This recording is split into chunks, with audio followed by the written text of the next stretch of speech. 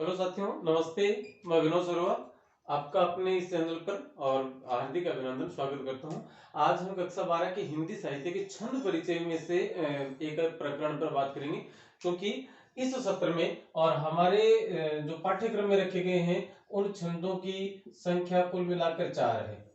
उन छंदों की संख्या कितनी है? 4। हरी गीतिका है, छप्पय है, उसके पश्चात कुंडलियां हैं और कुंडलिया के पश्चात एक और है जिसे हम सवैया कहते हैं। कुल मिलाकर ये 4 जो छंद हैं वही हमारे पाठ्यक्रम में रखे गए हैं। आज हम छंद की बात करेंगे। छंद कौन कहते किसे हैं और इसकी जो मानदंड हैं, जो परिभाषाएं हैं, जो इसकी पहचान के तरीके हैं, उन तरीकों पर हम बात करेंगे। आज सिर्फ एक वीडियो, एक ही अलग छंद पर हम बात करने वाले हैं।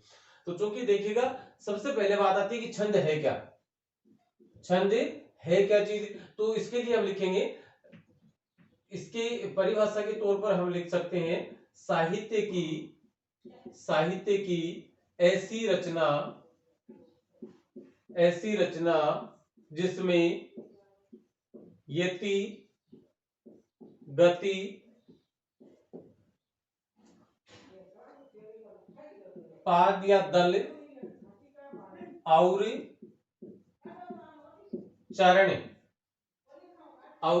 चरणों का ध्यान रखा जाता है, उसे हम क्या कहते हैं? उसे छंद कहते हैं। तो दोस्तों, दूसरा प्रश्न, एक प्रश्न तो ये हो गया। दूसरी बात हम करें कि छंद हमें मिलता कहाँ है। छंद शब्द जो है वह पहली बार कहाँ आया है? वह सबसे पहले हम बात करें तो वह ऋग्वेद में आया है। ऋग्वेद के 10वें सूक्त, और इस सूक्त को हम कहते हैं पुरुष सूक्त। इस सूक्त को हम क्या कहते हैं? पुरुष सूक्त के 90वें मंडल के, पुरुष सूक्त के 90वें मंडल के 9वें मंत्र में छंद शब्द का प्रयोग हुआ है। और क्या लिखा है? छंदासी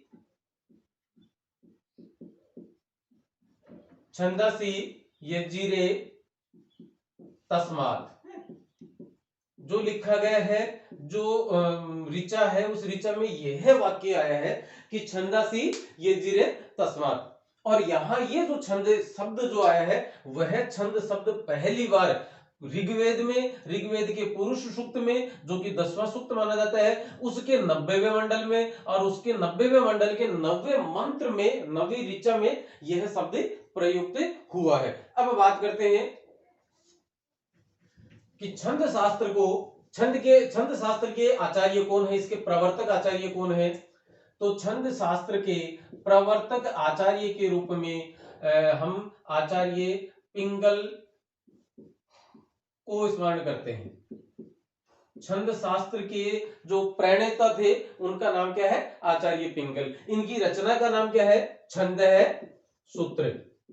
इनकी रचना का क्या नाम है? छंद है सूत्र। अब ये दूसरी बात होगी। इसके बाद में हम बात करें तो वेद नाम का जो पुरुष है, वेद को आप एक पुरुष के रूप में कल्पना करें, तो वेद नाम के पुरुष के किस अंग को, हमारे जो शारीरिक अंग हैं, उन शारीरिक अंगों में किस अंग को छंद शास्त्र का प्रतीक माना गया है? तो कुल मिलाकर वेद पुरुष के 6 अंगों को अलग अलग चीजों के प्रतीक माने गए हैं। अलग अलग प्रतीक कौन कौन से माने गए? हम देखिए, ऊपर से लेकर चलते हैं। सबसे पहले हम बात करते हैं आंख की। आंख के बाद में बात करें हम, आंख के बाद में हम बात करते हैं नाक की। नाक के बाद में बात करते हैं मुख की। ये लगातार एक ही क्रम में आ रहे हैं। उसके बाद पश्चात हम चलते हैं इधर, तो कान आता है, और कान के बाद नाक, आंख, नाक, मुख, कान, आंख, नाक, मुख, कान, और एक एक एक हाँ, हाथ और पैर। हाथ और पैर। तो कौन से अंग को किस रूप में माना गया है? देखिएगा, आंख से हम दूर देखते हैं, आंख में ज्योति होती है और आंख की ज्योति से हम दूर देखते हैं, तो आंख को किसका प्रतीक माना गया है? वेद पुरुष की जो आंख है उसे ज्योतिष माना गया है। वेद पुरुष की आंखों को क्या माना गया है? ज्योतिष माना गया है। और नाक को माना गया है, जैसे नाक से हम किसी चीज की नाक से और सुगंध या महक या खुशबू का पता चला सकते हैं, उसी इसलिए हमें उसकी एक शिक्षा मिल जाती है। तो शिक्षा जो भाग है, जो पार्ट है, उसे वेद पुरुष का नाक माना गया है। मुख से हम बोलते हैं, और जब बोलते हैं तो हमारी व्याकरण बड़ी सम्मत हो, हमारी जो भाषा हम बोलते हैं वो भाषा व्याकरण सम्मत होनी आवश्यक है। तो मुख को किसके रूप में माना गया है? व्याकरण के रूप में माना गया है। क्योंकि कान से हम क्या करते हैं? कोई चीज सुनते आए हैं, तो जब कान से हम सुनते आए किसी चीज को, तो कान को निरुक्त के नाम से प्रस्तुत किया गया है। नाक कान को क्या माना गया है? निरुक्त माना गया है। और हाथ को क्या माना गया है? हाथ को कल्प माना गया है, लिखा हुआ। और लिखना किससे करते हैं? हाथ से। तो वैसे देखिएगा, कल्प में कुल मिलाकर मोटे तौर पर देखें तो कैल, कल्प और ले आधा है, तो कुल मिलाकर 2.5 अक्षर। और इधर हाथ को यदि आप तत्सम शब्द के रूप में लिखते हैं तो वहां क्या लिखते हैं? हस्त। तो हस्त और कल्प इस प्रकार से मिल गए। और पैर जो है उसे किसके रूप में प्रस्तुत किया गया है? उसे क्या माना गया है? छंद शास्त्र। वेद पुरुष नाम का कोई एक, कल्पना करें हम कि कोई एक वेद पुरुष, एक पुरुष है जो वेद के रूप में प्रस्तुत है। उनकी आंख ज्योतिष के समक्ष है, नाक शिक्षा के समक्ष है, मुख व्याकरण के, और कान निरुक्त के, हाथ कल्प के, और पैर उनके छंद शास्त्र के प्रतीक माने गए हैं। अब चलिए, आप स्क्रीनशॉट इनका ले सकते हैं। वैसे पॉज करके लिखना चाहिए, पॉज करके लिख सकते हैं। मैं 12वीं कक्षा से बच्चों से ये आग्रह जरूर करूंगा कि वो जैसे वीडियो देखने भर से काम नहीं चलेगा बच्चों, ये आप तय मान के चले, निश्चित है ये बात है कि वीडियो देखने भर से काम नहीं चलेगा। इस वीडियो में से जो चीजें आपको लगे, बहुत सारी बातें तो हम उसके साथ साथ बताते रहते हैं, वह नहीं, उनके साथ जो मुख्य बातें हैं, जैसे परिभाषा हो गई, या जो वेद पुरुष को क्या माना गया है, वेद के छंद शास्त्र के प्रणेता कौन है या प्रवर्तक आचार्य कौन है, छंद शब्द का प्रथम बार उल्लेख कहां हुआ है, इत्यादि शब्दों को आप एक नोट्स के रूप में और अपनी उत्तर पुस्तिका में जरूर इसको उतार करें। अब बात हम करते हैं कि छंद किसे कहें, कहां आए हैं, और इसके पश्चात हम बात करते हैं वेद पुरुष के 6 अंग हो गए। उसके पश्चात हम बात करते हैं छंदों को कितने भागों में बांटा गया है, छंदों के भेद कितने माने गए हैं। तो बच्चों इसके भेद 2 माने गए हैं। कौन कौन से? एक तो है मात्रिक छंद, एक तो कौन कौन से हैं? मात्रिक छंद, और दूसरे हैं वार्णिक छंद। देखिएगा, इनकी पहचान बताते हैं आपको कि जिन छंदों की पहचान या जिन छंदों में मात्राओं के आधार पर लक्षण तय करके उसकी पहचान की जाती है, वो तो मात्रिक छंद है। कि जिन छंदों की पहचान मात्राओं के आधार पर होती है वे मात्रिक छंद कहलाते हैं।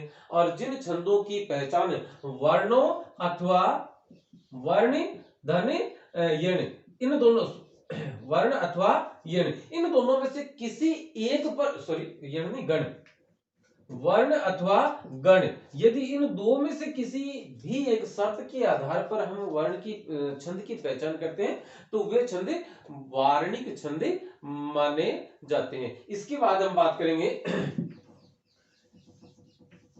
कि छंद, एक तो छंदों का फिर आगे वर्गीकरण करते हैं, तो एक तो आते हैं सम छंद आते हैं, एक अर्ध सम छंद आते हैं, और एक विषम छंद आते हैं, एक विषम छंद आते हैं। 3 प्रकार के छंद आपके समक्ष हैं, 3 प्रकार की कोटियां हैं ये। कि सम छंद किसे कहेंगे? कि जिस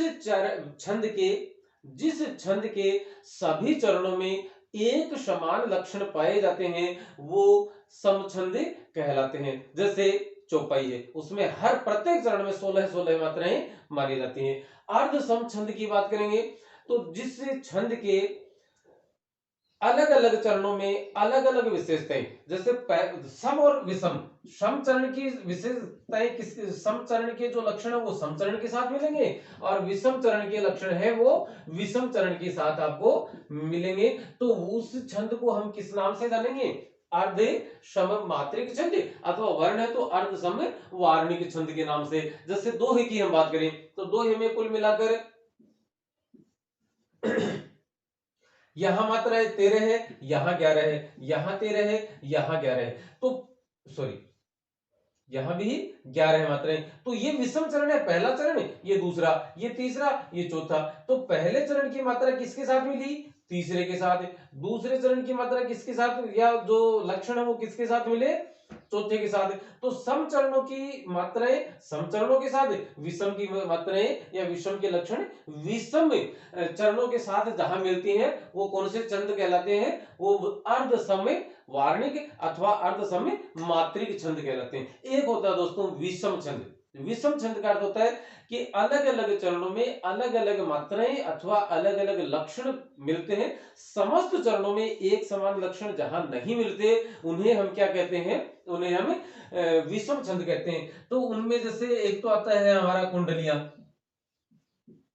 कुंडलियां जो छंद है उस वह विषम छंद है। इसके बाद बात करें हमें छप्पे की, तो छप्पे क्या है? एक विषम छंद है। छप्पे भी हमारा विषम छंद है। छप्पे के 2 चरणों में अलग मात्राएं होती हैं, अंत के 4 चरणों में अलग मात्राएं होती हैं। कुंडलिया के प्रथम 2 चरणों में अलग मात्राएं होती हैं और अंत के 4 चरणों में अलग मात्राएं होती हैं। इसलिए ये विषम मात्रिक अथवा विषम वार्णिक छंद कहला सकते हैं। इनको हम विषम छंद कहेंगे। मात्रिक और वार्णिक उनकी मात्राओं की गणना अथवा उनकी वर्णों की गणना के आधार पर तय करेंगे। तो चलिए अब हम बात करते हैं, आगे बढ़ते हैं अपनी इस यात्रा पर। और आगे बढ़ने से पहले कुछ एक बातें और हैं जो हमें कर लेनी चाहिए, क्योंकि उनके लिए पहले से वीडियो जारी हो चुका है। कि हिंदी अनिवार्य के नाम से उसका टॉपिक मिलेगा, इस वीडियो के डिस्क्रिप्शन में भी उसका लिंक हम लगा देंगे, देखिएगा। सबसे पहले बात आती है कि मात्रा कैसे गिने। तो मात्रा गिनने का तरीका, सबसे पहले बात तो ये आती है कि मात्रा कहते हैं किसे? किसी भी स्वर के उच्चारण में लगने वाले समय को ही मात्रा कहते हैं। पुनः सुने, किसी भी स्वर के उच्चारण में लगने वाले समय को ही मात्रा कहते हैं। इसलिए इस बात से स्पष्ट हो गया कि मात्राएं हमेशा स्वर वर्ण के साथ ही लगती हैं, व्यंजन वर्ण के साथ किसी प्रकार की मात्राएं नहीं लगती। एक नंबर की बात। मात्रा किसे कहते हैं? परिभाषा आपने सुन ली। मात्रा निर्धारण के जो नियम है वो नियम हम देखते हैं। सबसे पहला नियम है मात्रा, सबसे पहला जो नियम है, मात्रा स्वर वर्ण के साथ ही लगती है। मात्रा किसके साथ लगती है? स्वर वर्ण के साथ ही लगती है, व्यंजन वर्ण के साथ किसी प्रकार की मात्रा नहीं लगती। लघु वर्ण के साथ, लघु स्वर लिख देते हैं, लघु स्वर के साथ, लघु स्वर कौन कौन से? ए, ई, उ और री।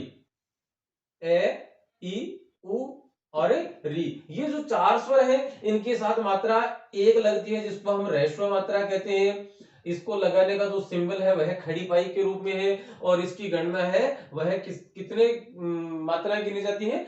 एक मात्रा गिनी जाती है। नंबर 2 पर आता है, नंबर 3 पर गुरु, लघु का विलोम शब्द गुरु, गुरु या दीर्घ स्वरों के साथ, लघु या दीर्घ स्वर कौन कौन से हो गए दोस्तों? आ, ई, उ, ए, ऐ, ओ, अरे, औ। ये जो 7 स्वर है इनके साथ जो मात्रा लगती है उसे हम गुरु मात्रा कहते हैं। उसे हम क्या कहते हैं? गुरु मात्रा। इसको लगाने का जो प्रतीक है वो इस प्रकार से एस के जैसा एक वक्र रेखा होती है। ये खड़ी पाई है, ये वक्र रेखा है और इसकी गणना कितनी की जाती है? 2 की जाती है। नंबर 2, पहली स्वर वर्ण के साथ, दूसरी लघु के साथ एक मात्रा और गुरु के साथ 2 मात्राएं। अब नंबर 4 की हम बात करेंगे। नंबर 4 की ये एक अच्छी देखने वाली बात है, ये एक जोरदार नियम है कि यहां देखिएगा हमने क्या किया, लघु स्वर और लघु ये 4, इन चारों स्वरों के साथ हमने मात्रा कितनी बनी है? खड़ी पाई लगाते हैं, 1 लगाते हैं। लेकिन अब एक नई कंडीशन लागू होती है, एक नई शर्त लागू होती है और शर्त क्या है कि यदि ह्रस्व या लघु स्वर के तुरंत पश्चात या तुरंत बाद कोई आधा अक्षर, फिर हम लिखते हैं या कोई हलंत वर्ण या अनुस्वार या विसर्ग या संयुक्त अक्षर आए तो लघु स्वर होने के बावजूद, लघु स्वर होने के बावजूद भी गुरु मात्रा मानी जाएगी। क्या होगा? यदि कोई ह्रस्व स्वर है और उसके पश्चात या तो कोई हलंत वर्ण आ गया, कोई आधा अक्षर आ गया, कोई संयुक्त अक्षर आ गया, कोई विसर्ग आ गया, अथवा उसके ऊपर अनुस्वार स्थापित कर दिया गया है, तो वहां लघु होने के बावजूद हम एक ने मानकर उस पर कितनी मात्राएं मानेंगे? 2 मात्राएं मानेंगे। और ये जो प्रभाव है उसे आधे अक्षर का, उस हलंत वर्ण का, उस अनुस्वार का, ये जो प्रभाव है, इस प्रभाव को बलाघात के नाम से संबोधित अथवा अभिहित किया जाता है। देखिएगा कैसे, जैसे एक बात आई है कस, कि ये काम कस, कस एक क्रिया है, तो कस पर हम दोनों ही लघु मात्राएं लगाएंगे। लेकिन बात आ गई कंस, तो यहां कह क्या ऊपर क्या गया? अनुस्वार। अनुस्वार आते ही इस पर मात्राएं कितनी हो जाएंगी? 2 स्थापित हो जाएंगी और यहां एक मात्रा रहेगी। जैसे हम बात करें कक्ष की, कक्ष में यहां मात्रा 2 लगेंगी। क्यों? क्षय आ गया। क्षय में क्या है? क धन क्षय धन ए है, तो ए पर तो मात्रा 1 लगी गई यहां तो, लेकिन इस क के आगे क्या रहा है? आधा क और आ रहा है, जो कि हलंत वर्ण है या संयुक्त अक्षर वाला हमारा यहाँ पर एक जो नियम है वो नियम यहाँ लागू हो रहा है। वो नियम लागू होने से ही हम क्या करेंगे? कक्ष पर मात्रा 1 स्थापित, 2 की 1 की बजाय 2 स्थापित करेंगे। कक्षा में हम बात करें तो कक्षा में इस प्रकार की मात्राएं यहाँ स्थापित होंगी। बात करते हैं अंतर की, तो अंतर में देखिएगा तीनों ही लघु वर्ण है, लघु स्वर है, लेकिन एक एकदम ठीक ऊपर क्या है? अनुस्वार। और यहां देखिएगा हम 2 शब्द लिख रहे हैं, एक तो अंतर है, एक अमर है। अमर में अमर, अमर, तो अमर एक एक एक, अंतर ए का उच्चारण करते समय हमें समय ज्यादा लग रहा है, और मात्रा कहते किसे? वो स्वर के उच्चारण में लगने वाले समय को ही मात्रा कहते हैं। तो दोस्तों यहाँ क्या हो जाएगा? अंतर, जो जो यहाँ जो समय लग रहा है उसे बलाघात बोल रहे हैं, उसको ज्यादा समय लग रहा है, तो यहाँ गुरु मात्रा, यहाँ लघु और यहाँ लघु, इस प्रकार से इन पर मात्राएं स्थापित कर दी जाएंगी। 5वां जो नियम है, वह 5वां नियम क्या कहलाता है? हमारा 5वां नियम, मात्रा निर्धारण के जो 5वां नियम है, वह कहते हैं अनुनासिक। अनुनासिक अर्थ समझ गए? चंद्रबिंदु। यहां हम लिख भी देते हैं, अनुनासिक अर्थ क्या है? चंद्रबिंदु का कोई प्रभाव नहीं पड़ता। चंद्रबिंदु का कोई प्रभाव यदि ह्रस्व वर्ण के साथ है तो उसमें मात्रा लघु, और दीर्घ वर्ण के साथ है, दीर्घ स्वर के साथ है तो वहां मात्रा गुरु। ये दोनों लगातार मानी जाएंगी, इससे कोई फर्क नहीं पड़ने वाला। तो अब ये 5 इसके जो नियम है वो मात्रा निर्धारण के या मात्रा तय करने के नियम है, वो लिख ले। इसके पश्चात हम एक बार इसकी जो शब्दावली है उन शब्दावलियों पर बात कर लेते हैं, और उसके पश्चात हरि गीति का छंद की बात करेंगे। शब्दावली में आता है एक तो यति आता है, छंद की शब्दावली में यति आता है, एक गति आता है, एक पाद या दल आता है, और एक चरण आता है। यति किसे कहते हैं? जहां छंद का उच्चारण करते समय जहां विराम लिया जाता है उस विराम को ही यति कहते हैं। छंद का उच्चारण करते समय जहां विराम लिया जाता है उसे ही यति कहते हैं। जैसे रही मन धागा प्रेम का का के पश्चात लगेगा, मत तोड़ो छिटका। पहला चरण यहां यति, और ये हो गया हमारा दूसरा चरण। और उसके बाद गति, गति में है कि जो बोलते समय, इसका उच्चारण करते समय जो उतार चढ़ाव, जो लय बनती है, उस लय को हम क्या कहते हैं, उस लय को ही हम क्या कहेंगे, गति कहेंगे। जैसे तुलसी तुलसी सब कहें, तुलसी बन की घास, कृपा भई श्री राम की, हो गए तुलसीदास रे तुलसी, हो गए तुलसीदास। तो ये जो इसकी बोलते समय जो गति है, जो लय है, वो है लय ही क्या कहलाएगी, इसकी गति कहलाती है। ये क्या होता है, किसी भी जैसे छंद है उसका चौथा भाग, चौथे भाग को क्या कहते हैं, पाद या दल कहते हैं। जैसे रहीवन धागा प्रेम का, मत तोड़ो छिटकाए, टूटे से फिर ना जुड़े, जुड़े गांठ पड़ जाए। तो यह है पहला चरण दल, यह है दूसरा दल, यह है तीसरा दल, और यह है चौथा दल। तो इस प्रकार से अलग अलग दल बन गए।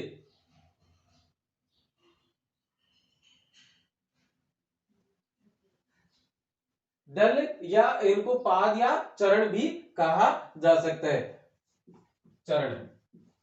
तो इस प्रकार से चौथे भाग को इसमें हमने क्या कहा, चरण अथवा पाद के रूप में अभिहित किया है। अब हम आगे चलते हैं हरिगीतिका छंद पर। हरिगीतिका छंद दोस्तों अर्धमात्रिक छंद माना जाता है, सॉरी सममात्रिक छंद माना जाता है।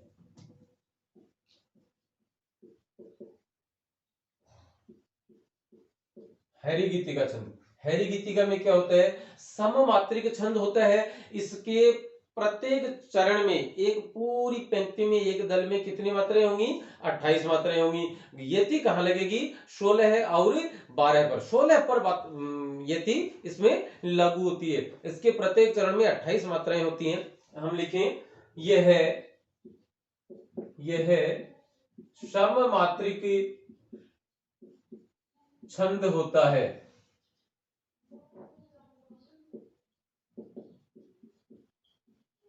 इसके प्रत्येक चरण में, इसके प्रत्येक चरण में 28 मात्राएं होती हैं, 28 मात्राएं होती हैं। यति हमेशा 16-12 पर लगती है, अथवा लागू होती है, अथवा मिलती है। और इसके उदाहरण हमेशा कहाँ मिलते हैं, सॉरी इसकी जो तुक है, इसकी जो तुक है, तुक कहते एक जैसे स्वर आना, एक जैसे स्वर। तुक हमेशा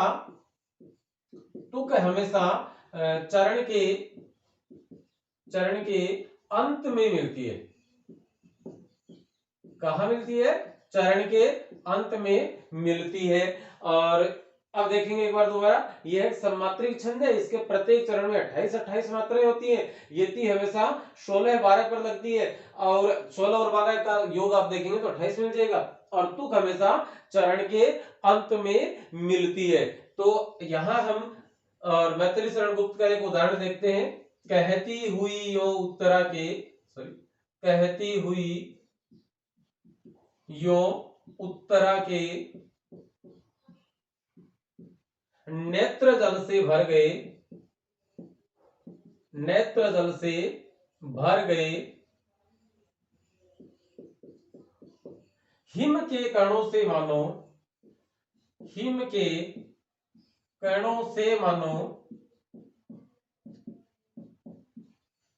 मानो पूर्ण हो गए पंकज नए।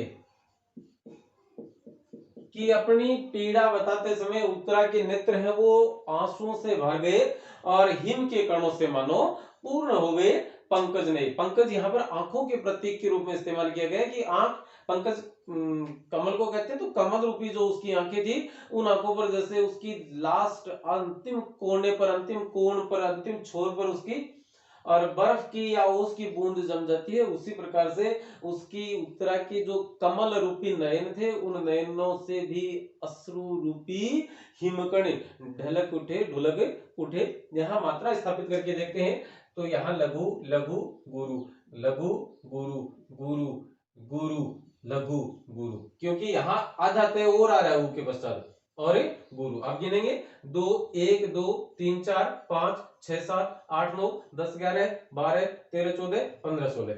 यहाँ 2 पहले से गुरु मात्रा लगनी है, लेकिन 3 आ गया तो इसलिए भी गुरु लगनी थी इसके ऊपर। 2 3 4 5 6 7 8 9 10 11 12, 1 2 3 4 5 6 7 8 9 10 11 12 13 14 15 और 1 16। और यहाँ 2 3 4 5 6 7 8 9 10 11 हो गए पंकज ने। 2 3 4 5 6 7 8 9 10 11 बार, हाँ 11 बार। तो कुल मिलाकर इसमें इस प्रकार से मात्राएं हमारी बैठ गई।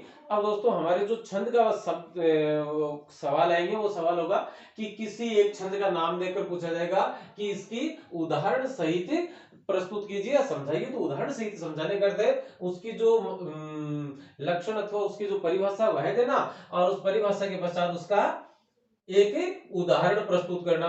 तो हैरीगीति का छंद यदि पूछा जाता है, तो ये तो इसकी परिभाषा अथवा उसकी पहचान अथवा उसके लक्षण होंगे, और ये दोस्तों उसका सबसे सरलतम जो उदाहरण है, वह उदाहरण आपके सामने यहाँ प्रस्तुत है। आप इसका स्क्रीनशॉट या इसको लिखना चाहें तो जैसे भी पोज करके कैसे भी लिखें, सबसे सरल उदाहरण है। तो ये इस को लिखते ही आपके 4 नंबर का जो सवाल है, वो सवाल एक साथ ही पूरा हो जाता है। हालांकि इसमें 2 विकल्प मिलेंगे, एक अथवा दूसरा, तो दोनों में से कोई एक करना है। हैरीगीति का छंद ये हो गया। अगले चरण में और हम फिर किसी दूसरे छंद पर छप्पैया सवैया या कुंडलिया पर बात करेंगे। तब तक के लिए नमस्ते, शुक्रिया, अभिनंदन आपका।